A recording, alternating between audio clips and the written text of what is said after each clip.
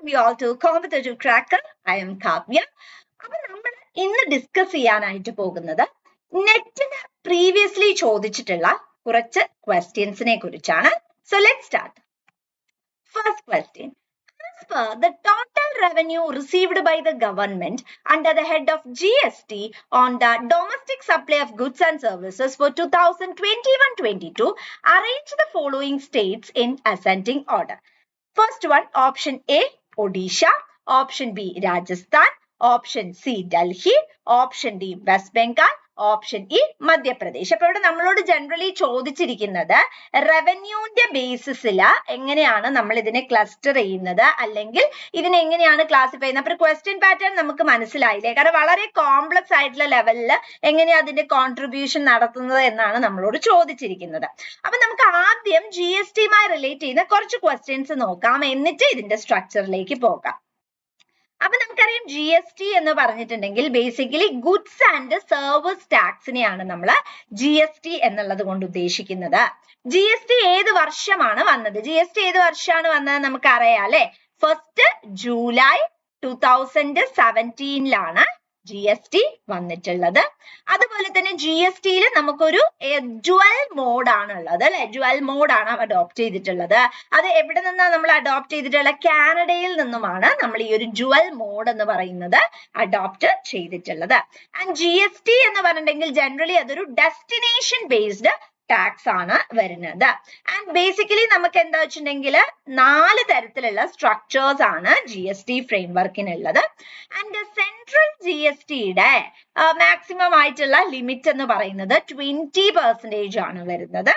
And അതുപോലെ state GST അല്ലെങ്കിൽ union territory GSTയുടെ consideration വരുമ്പോൾ അവരുടെ മാക്സിമം ലിമിറ്റ് എന്ന് പറയുന്നത് നമുക്ക് എത്രയാ 20 തന്നെയായിട്ടാണ് ബേസിക്കലി അവിടെ പറയുന്നത്. അപ്പൊ രണ്ടായാലും 20 തന്നെയാണ് ത്രെഷോൾഡ് ലിമിറ്റ് ആയിട്ട് പറയുന്നത്. ആൻഡ് ജനറലി നമ്മൾ ഈ GSTന്റെ ലിമിറ്റ്സിലേക്കൊക്കെ പോവുകയാണെങ്കിൽ നമുക്കുള്ളത് എത്രയാണ് ഫ്രണ്ട്സ്? 0% ഉണ്ട്, അതുപോലെ തന്നെ നമുക്ക് 5%, 12%, 18%, 28%, ഇത്രയുമാണ് ജനറലി നമുക്ക് എന്തിലുള്ളത്? ഈ ഒരു പെർട്ടിക്കുലർ ഫിഗറിൽ നമുക്ക് അവൈലബിൾ ആയിട്ടുള്ളത്. അതുപോലെ തന്നെ നമുക്ക് CGST അല്ലെങ്കിൽ അതായത് സെൻട്രൽ GST അല്ലെങ്കിൽ സ്റ്റേറ്റ് GST എന്ന് പറഞ്ഞാൽ എന്താണ്? ബേസിക്കലി നമ്മളൊരു ഇൻട്രാ സ്റ്റേറ്റ് പർച്ചേസ് ഒക്കെ നടത്തുക എന്ന് വിചാരിക്കുക. അപ്പൊ ഇൻട്രാ സ്റ്റേറ്റ് പർച്ചേസ് ഡീലിങ്സ് ഒക്കെ നടത്തുന്ന സമയത്ത് ഇൻകർ ചെയ്യുന്ന ഗുഡ്സ് ആൻഡ് സർവീസ് ടാക്സസിനെയാണ് ബേസിക്കലി നമ്മൾ എന്തായിട്ട് പറയുന്നത്? ഈ ഒരു പെർട്ടിക്കുലർ ലെവൽ അല്ലെങ്കിൽ ഈ ഒരു CGST, SGST എന്നൊക്കെയുള്ള ലെവലില് പറയുന്നത്. ഇനി നമുക്ക് ഈ ഒരു മേഖലയിൽ തന്നെ ഉള്ളതാണ് IGST എന്ന് പറയുന്നത്. ഇതില് I എന്താ റെപ്രസെന്റ് ചെയ്യുന്നത്? Integrated goods and service tax. എന്താണ്? Integrated goods and service tax ആണ് ജനറലി നമുക്ക് അവിടെ ഇൻകർ ചെയ്തിട്ട് തരുന്നത്. അപ്പൊ ഇവിടെ നമ്മളോട് ചോദിച്ചിരിക്കുന്നത് ഇതിന്റെ ഓർഡർ ആണ്. അപ്പൊ നമുക്കിത് കണ്ടാൽ തന്നെ മനസ്സിലാവില്ലേ ഏതൊക്കെ തരത്തിലാണ് ചോദ്യങ്ങൾ ചോദിക്കുന്നതെന്ന്. അപ്പൊ ഇതിന്റെ ഓർഡർ, റവന്യൂ കളക്ഷന്റെ ഫോമാറ്റിലുള്ള ഓർഡർ ആണ് നമ്മളോട് ഇവിടെ ചോദിച്ചിരിക്കുന്നത്. സോ ദ റൈറ്റ് ആൻസർ എന്ന് പറയുന്നത് ആദ്യം മധ്യപ്രദേശ് ആണ് വരുന്നത്, പിന്നെ നമുക്കുള്ളത് രാജസ്ഥാൻ ആണ് വരുന്നത്. Then comes Odisha, Delhi and West Bengal. So the right answer is option 2 ആണ്. അപ്പൊ ഓരോന്നിന്റെയും കോൺട്രിബ്യൂട്ടറി റേറ്റ്സ് പഠിക്കണമെന്നില്ല, ആ ഒരു ലെവല് അല്ലെങ്കിൽ ഇതിന്റെ ഒരു ഓർഡർ പഠിച്ചു വെക്കാം. Next question. The components of service sector in GVA, gross value added. ഇത് ജനറലി നമുക്കറിയാം നമ്മളുടെ എക്കണോമിയിൽ 3 തരത്തിലുള്ള സെക്ടേഴ്സ് ആണുള്ളത് അല്ലെ ഫ്രണ്ട്സ്. ഏതൊക്കെയായിരുന്നു? Primary sector, secondary sector, tertiary sector, ഇങ്ങനെ 3 ലെവൽസ് ഓഫ് സെക്ടേഴ്സ് ആണ് നമുക്കുള്ളത്. അപ്പൊ ഇതിൽ ഗ്രോസ് വാല്യൂ ആഡഡ് ഏതൊക്കെയാ വരിക എന്നാ ചോദിക്കുന്നത്? Construction, trade, hotels, transport and communication related to broadcasting, electricity, gas, water supply and other utility services, public administration, defense and other services, financial, real assets and real estate and professional services. ഇതിൽ ഏതാണ് right answer ആയിട്ട് വരിക? നമുക്കറിയാം construction എന്തായാലും വരൂലേ, value generation നടക്കുന്നുണ്ട് അല്ലെ. കാരണം നമുക്ക് കൺസ്ട്രക്ഷൻ നടക്കുമ്പോൾ ഒരുപാട് പേർക്ക് അവിടെ ജോലി ലഭിക്കുന്നുണ്ട്, ജോലി ലഭിക്കുമ്പോൾ ഇൻകം ജനറേഷൻ നടത്തുന്നുണ്ട്, പ്രൊഡക്ടിവിറ്റിയും വരുന്നുണ്ട് അല്ലെ. യെസ്. അടുത്തത് എന്താണ് വരുന്നത്? നെക്സ്റ്റ് വരുന്നത് ട്രേഡ്, ഹോട്ടൽ, ട്രാൻസ്പോർട്ട്, കമ്മ്യൂണിക്കേഷൻ. അവിടെയും സർവീസ് ജനറേഷൻ നടക്കുന്നുണ്ട്. യെസ്, പക്ക കറക്റ്റ് ആണ്. But electricity, gas, water supply അത് യൂട്ടിലിറ്റി സർവീസസ് ആണ്. അതായത് ജസ്റ്റ് ഒരു ഉപഭോക്താവിന് അല്ലെങ്കിൽ ഒരു കൺസ്യൂമറിന് നമ്മൾ ഒരു ഹെൽപ്പ് പ്രൊവൈഡ് ചെയ്ത് കൊടുക്കണു എന്നുള്ള രീതിയിൽ ഒരു സർവീസ് റെൻഡർ ചെയ്യുകയാണെങ്കിൽ that is what is known as gross value added എന്ന് പറയുന്നത് അല്ലെ. അപ്പൊ അവിടെ എന്തില്ല? മൂന്നാമത്തെ, അതായത് സി ഓപ്ഷൻ വരില്ല. Next public administration, defence, other service. ഇതൊക്കെ നമ്മൾ ഓൾ ടുഗെദർ കൊടുക്കുന്ന നമ്മളെ സൊസൈറ്റിയിലുള്ള എല്ലാ ഇൻഡിവിജ്വൽസിനും കൊടുക്കുന്ന സർവീസസ് ആണ് അല്ലെ. അപ്പൊ അതും ഗ്രോസ് വാല്യൂ ആഡഡ് ആണ്. കാരണം അതൊരു പ്രൊട്ടക്ഷൻ നമ്മൾ പ്രൊവൈഡ് ചെയ്യാ ചെയ്യുന്നത്. Financial, real estate, professional services അതും എന്ത് തന്നെയാ? വാല്യൂ ആഡഡ് തന്നെയാണ് വരുന്നത് അല്ലെ. So the right answer is A വരും, ബി വരും, ഡി വരും, ഇ വരും. So 3 is your right answer. Next question. Here is given international organizations and their headquarters. Which of the following are correct combination of the institutions? GATT, Geneva, IMF, Washington DC. Then you have World Bank, Washington DC, International Development Association, New York, Asian Development, Montreal. അപ്പൊ നമ്മളോട് ഇവിടെ ചോദിച്ചിരിക്കുന്നത് international ഓർഗനൈസേഷൻസും അവരുടെ എന്താണ് ഹെഡ്ക്വാർട്ടേഴ്സുമാണ് ചോദിച്ചിട്ടുള്ളത്. അപ്പം ഇവിടെ എന്താ വെച്ചിട്ടുണ്ടെങ്കിൽ നമ്മള് എല്ലാ ഹെഡ്ക്വാർട്ടേഴ്സും അതുപോലെ തന്നെ എല്ലാ ഇന്റർനാഷണൽ ഓർഗനൈസേഷൻസിനെ കുറിച്ചും നമ്മൾ വളരെയധികം പഠിച്ചിരിക്കണം. കാരണം എന്താ വെച്ചിട്ടുണ്ടെങ്കിൽ ഇതൊക്കെ ജനറൽ ആയി ചോദിക്കുന്ന ഒരുപാട് ഏരിയ ആണ്. ഈ ഗാറ്റ്, IMF, അതുപോലെ തന്നെ ഈ ഒരു വേൾഡ് ബാങ്ക്, ഇന്റർനാഷണൽ ഡെവലപ്മെന്റ് അസോസിയേഷന്, അതുപോലെ ഏഷ്യൻ ഡെവലപ്മെന്റ് ബാങ്ക് മുതലായവ. അപ്പൊ നമുക്ക് ഇതിനെപ്പറ്റി ഒരു പ്രാക്ടിക്കൽ നോളേജ്, അവരുടെ ഫീൽഡ്, ഇതൊക്കെ നന്നായിട്ട് അറിഞ്ഞിരിക്കുക. അപ്പൊ നമുക്കിനി കുറച്ച് ഓർഗനൈസേഷൻസ് ആദ്യം നോക്കാം, എന്നിട്ട് ഇതിന്റെ ആൻസറിലേക്ക് പോകാം. അപ്പൊ നമുക്കറിയാം യുണൈറ്റഡ് നേഷൻസ് ഓർഗനൈസേഷൻ അഥവാ UNO അതെവിടെയുള്ളത്? ന്യൂയോർക്ക് US-ലാണ് വരുന്നത്. ന്യൂയോർക്ക് USA-ലാണ് വരുന്നത്. അടുത്തത് നമുക്ക് യൂണിസെഫ് ഉണ്ട്, United Nations children's emergency fund. Children's emergency fund അത് ന്യൂയോർക്ക് USA-ലാണ് വരുന്നത്. ന്യൂയോർക്ക് USA-ലാണ് വരുന്നത്. അടുത്ത നമുക്ക് യുണൈറ്റഡ് നേഷൻസ് പോപ്പുലേഷൻ ഫണ്ട് ഉണ്ട്. യുണൈറ്റഡ് നേഷൻസ് പോപ്പുലേഷൻ ഫണ്ട് അത് ന്യൂയോർക്ക് USA-ലാണ് വരുന്നത്. യുണൈറ്റഡ് നേഷൻസ് പോപ്പുലേഷൻ ഫണ്ട് ന്യൂയോർക്കിലാണ് വരുന്നത്. Next United nation security council ഉണ്ട്. യുണൈറ്റഡ് നേഷൻ സെക്യൂരിറ്റി കൗൺസിൽ അത് ന്യൂയോർക്ക് USA-ലാണ് വരുന്നത്. ന്യൂയോർക്ക് USA-ലാണ് വരുന്നത്. അടുത്തത് IMF വരുന്നത് വാഷിംഗ്ടൺ DC.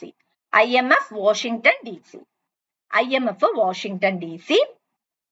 അടുത്തത് വേൾഡ് ബാങ്ക് ഗ്രൂപ്പ് അത് വരുന്നത് Washington DC. World bank group Washington DC-ലാണ്. Next is WHO. Geneva, Switzerland. WHO Geneva, Switzerland. അടുത്തത് international labour organisation. International labour organisation Geneva, Switzerland. International labour organisation Geneva, Switzerland. അടുത്തത് WTO വളരെ important ആണ്. WTO, GATT, WTO ഇതൊക്കെ important ആണ്. WTO Geneva, Switzerland ആണ്. Geneva, സ്വിറ്റ്സർലാൻഡിലാണ്.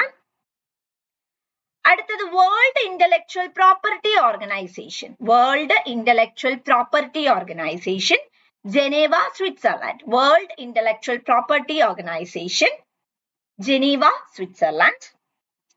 അടുത്തത് UNESCO Paris, France. UNESCO Paris, France. അടുത്തത് OECD Organization for Economic Cooperation and Development. Organization for Economic Cooperation and Development, Paris, France. Organization for Economic Cooperation and Development, Paris, France. അടുത്തത് OPEC Organization of Petroleum Exporting Countries, Vienna, Austria. Vienna, Austria.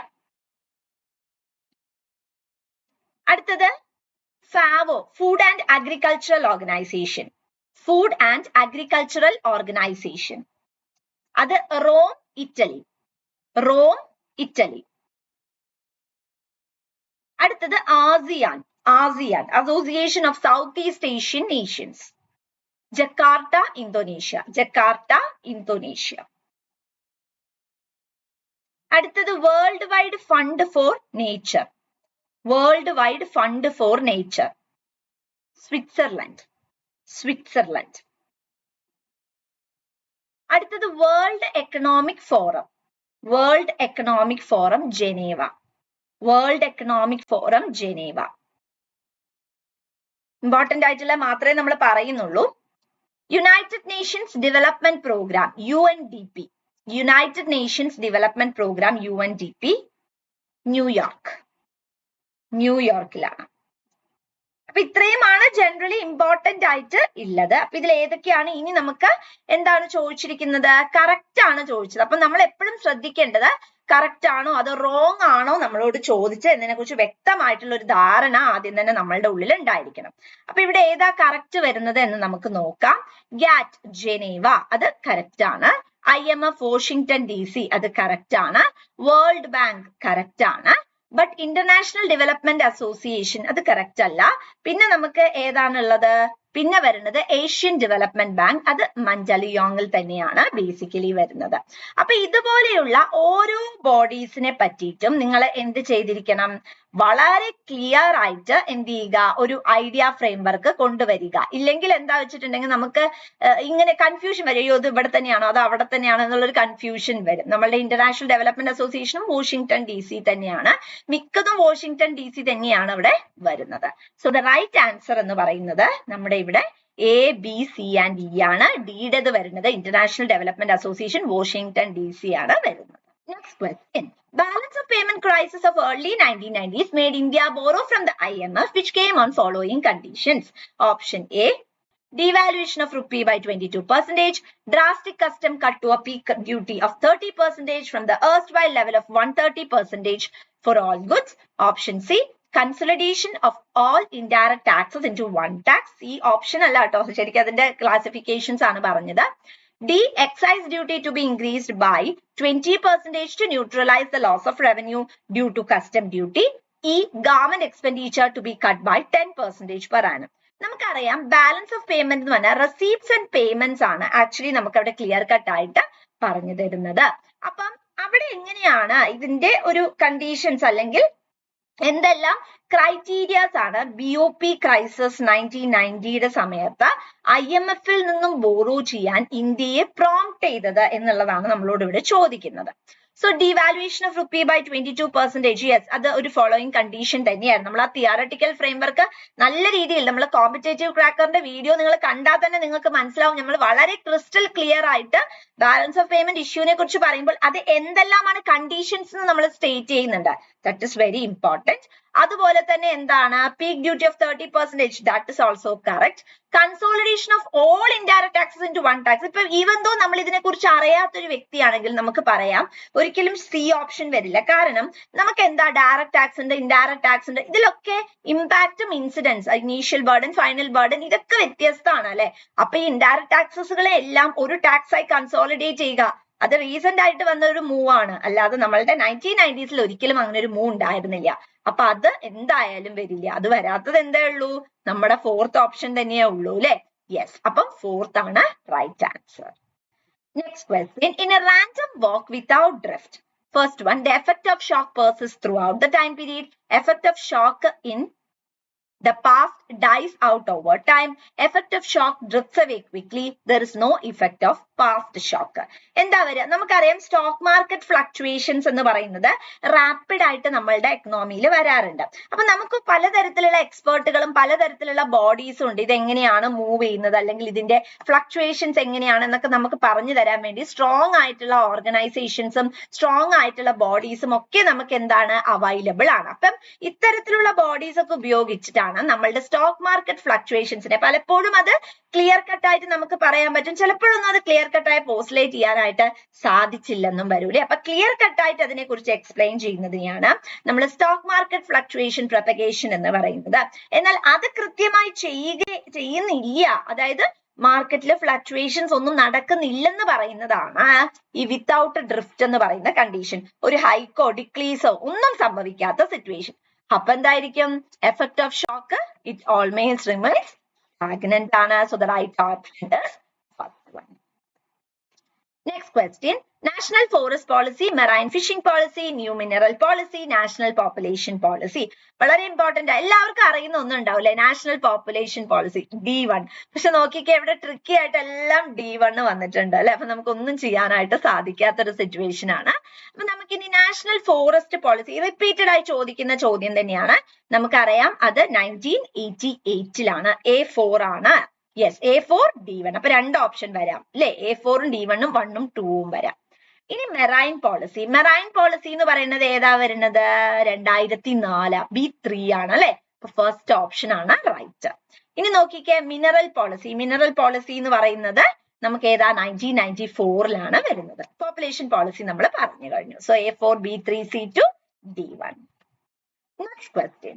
When MPS is 0.25 and the initial increase in autonomous spending എന്ന് പറയുമ്പോൾ നമ്മൾ എന്ത് ചെയ്യണില്ല?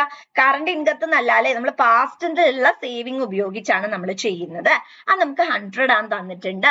അങ്ങനെയാണെങ്കിൽ expenditure മൾട്ടിപ്ലയറും GDP ഹൈക്കും എത്രയാണെന്നാ ചോദിക്കുന്നത്. അപ്പൊ എക്സ്പെൻഡിച്ചർ മൾട്ടിപ്ലയർ കണ്ടുപിടിക്കാനുള്ള ഫോർമുല എന്താ? Very simple. നമ്മൾ ഈ ക്വസ്റ്റ്യൻ കാണുമ്പോൾ വളരെ കൺഫ്യൂസ്ഡ്, ഓയോ ഹൗ ടു ഡു ദിസ് എന്നുള്ള ഓർത്ത് കൺഫ്യൂസ്ഡ് ആയിരിക്കും. ഈസി ആണ്. 1 divided by MPS ആണ്. So 1 divided by MPS എത്രയാ? 0.25. So point കളയാ. So we will get 100 by 25. By cancelling we will get 4. നോക്കിക്കേ, 4 വെച്ച ഒരു ആൻസറേ ഉള്ളൂ അല്ലെ. അപ്പൊ നമുക്ക് എക്സ്പെൻഡിച്ചർ മൾട്ടിപ്ലയർ 4 കിട്ടി. ഇനി നമ്മളോട് ഇവിടെ ഓട്ടോണോമസ് സ്പെൻഡിങ് 100 ആന്ന് പറഞ്ഞു. അപ്പം ഇൻക്രീസ് ഇൻ GDP കാണാനുള്ള ഫോർമുല എന്താ? കാണാനുള്ള formula autonomous spending into value of expenditure multiplier. Autonomous spending into value of expenditure multiplier 100 into 4, which will give you the value 400. Next question. Given below are the alternative formula for F-test statistics.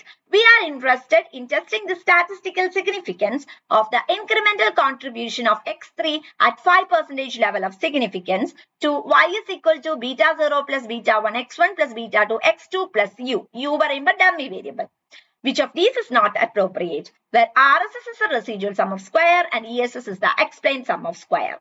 അപ്പൊ നമുക്ക് ഇവിടെ 4 formula തന്നിട്ടുണ്ട് അല്ലെ. ഏതൊക്കെയാണെന്ന്? ഇത് general ഫോർമുലയാണ് നമ്മളോട് ഇവിടെ ചോദിക്കുന്നത്. അപ്പൊ ഇവിടെ നമുക്ക് എന്താ വെച്ചാൽ ഇത് എഫ് ടെസ്റ്റിന്റെ ഫോർമുല, ഇതും എഫ് ടെസ്റ്റിന്റെ ഫോർമുല, ഇതും എഫ് ടെസ്റ്റിന്റെ ഫോർമുല. പക്ഷെ ഇങ്ങനെ ഒരു ഫോർമുല നമ്മൾ ഒരിക്കലും എഫ് ടെസ്റ്റിൽ അപ്ലൈ ചെയ്യുന്നില്ല. എഫ് ടെസ്റ്റ് എന്ന് പറഞ്ഞാൽ എന്താ? ഓവറോൾ സിഗ്നിഫിക്കൻസ് കാണാൻ വേണ്ടി. ഇപ്പൊ ഇവിടെ 5% എന്നൊക്കെ പറയുമ്പോൾ നമ്മളെ കൺഫ്യൂസ് ചെയ്യാനാ. ഡയറക്റ്റ് ഫോർമുലയാണ് ചോദിക്കുന്നത്. കോമ്പറ്റേറ്റീവിന്റെ വീഡിയോസിൽ എല്ലാം ഞങ്ങൾ റിപ്പീറ്റ് ചെയ്ത് പറയുന്നതാണ്, ഈ ടെസ്റ്റുകളെ കുറിച്ച് നിങ്ങൾ നല്ല പോലെ പഠിക്കുക. ടെസ്റ്റുകളുടെ ഓൾട്ടർനേറ്റീവ് ആയിട്ടുള്ള ഫോർമുലയും നല്ല പോലെ പഠിച്ചു വെക്കുക. Next question. The idea of creative destruction is associated with Marx, Adam Smith, Ricardo, Schumpeter. Direct question ആണ്, Schumpeter ആണ്. Next question. Arrange the following in ascending order of the degree of economic integration. Custom union, free trade, economic union, common market, preferential trade agreements. Repeated ആയിട്ടുള്ള ചോദ്യം അല്ലെ. നമ്മളെ net exam start ചെയ്തത് മുതലുള്ള ചോദ്യം തന്നെയാണ്. വളരെ സിമ്പിളുമാണ് ആൻസർ വരുന്നത്. ആൻസർ എന്താ വരിക? ആദ്യം നമുക്ക് ആ ഓർഡർ നല്ല പോലെ പഠിക്കാം. പ്രിഫറൻഷ്യൽ ട്രേഡിംഗ് അഗ്രിമെന്റ്, പിന്നെ നമുക്ക് free trade area, customs union, common market, economic union ആണ് വരുന്നത് അല്ലെ. എങ്ങനെയാ? ഒന്നുകൂടെ പറഞ്ഞേ, ഓർഡർ എങ്ങനെയാ വരുന്നത്? നമ്മളുടെ ആദ്യം വരും preferential trading agreement, free trade area, customs union, common market, then you have economic union. അപ്പൊ ഹയർ സ്റ്റേജ് ഏതാ? Economic union. നമ്മൾ ഇന്ന് ഡിസ്കസ് ചെയ്തത് നെറ്റിന് പ്രീവിയസ്ലി ചോദിച്ചിട്ടുള്ള കുറച്ച് ക്വസ്റ്റ്യൻസ് ആണ്. I hope this is clear. Thank you.